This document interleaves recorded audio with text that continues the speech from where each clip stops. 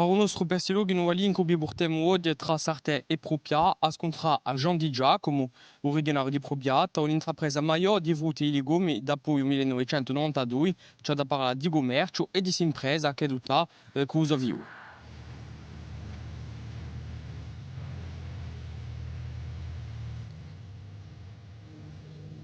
Poireaux, carottes, fenouil, enfin tout ce qu'on a besoin pour l'hiver. Après, on met en place l'hiver les fraises pour le printemps. Et arrivé le beau jour, on essaie de faire un peu tout, le melon, la pastèque, la courgette, l'aubergine, enfin tout ce qu'on a besoin pour la saison. Là, on a vu vos ouvriers en train de récolter les poireaux. C'est vraiment là, maintenant, c'est le moment de la récolte en ce moment. Voilà, on commence maintenant. On essaie de faire la qualité au quotidien pour pouvoir honorer nos commandes. Vous parliez des fraises aussi. C'est un peu paradoxal parce que les fraises, on a l'habitude de les voir au printemps. Ouais. Pourquoi est-ce que vous les plantez maintenant?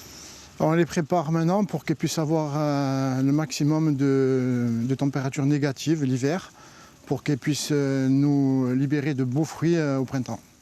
Et comment ça marche exactement? C'est une question de sucre, ça aussi. C'est une question de l'hiverne en fait. Il lui faut à peu près 380 heures négatives pour qu'elles puissent faire des fruits assez gros pour que ce soit rentable pour nous. Parce que si on remplit que de petites fraises dans des barquettes, c'est pas rentable. C'est des plants qui vont nous libérer 500 grammes de fruits par plant, alors qu'on peut avoir des plants qui vont jusqu'à 1,2 kg. Mais enfin, à ce moment-là, la qualité de la fraise, il y a moins de sucre dans la fraise. Et on fait beaucoup de rotations. Les 30 hectares nous servent aussi pour faire des rotations, parce qu'on ne plante jamais au même endroit en fait. C'est pour ça que ça demande beaucoup d'espace. On a commencé en 92. Après, la terre encore c'est bonne de partout, mais après il suffit de mettre la main à la pâte. Bon, le problème c'est qu'il y a des inondations de temps en temps. Le problème, ouais, mais c'est bien d'un côté, c'est mauvais de l'autre, parce que ça nous apporte de l'alluvion, mais d'un côté, ça nous cause des dégâts. On peut pas tout avoir.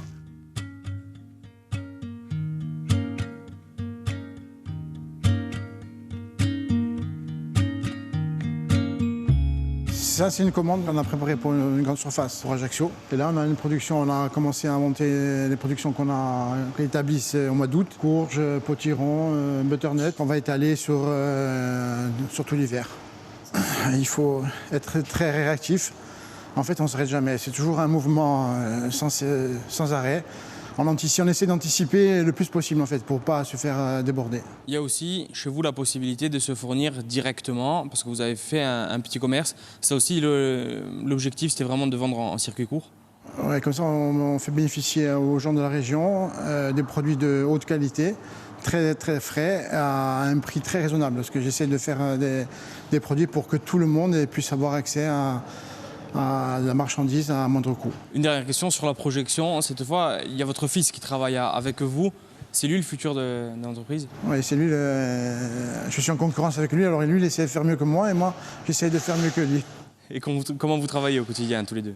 Eh bien, on se partage les tâches. Lui, c'est surtout la préparation du sol et l'arrosage. Et moi, j'essaie de mettre en place les cultures sur un long terme avec les ouvriers.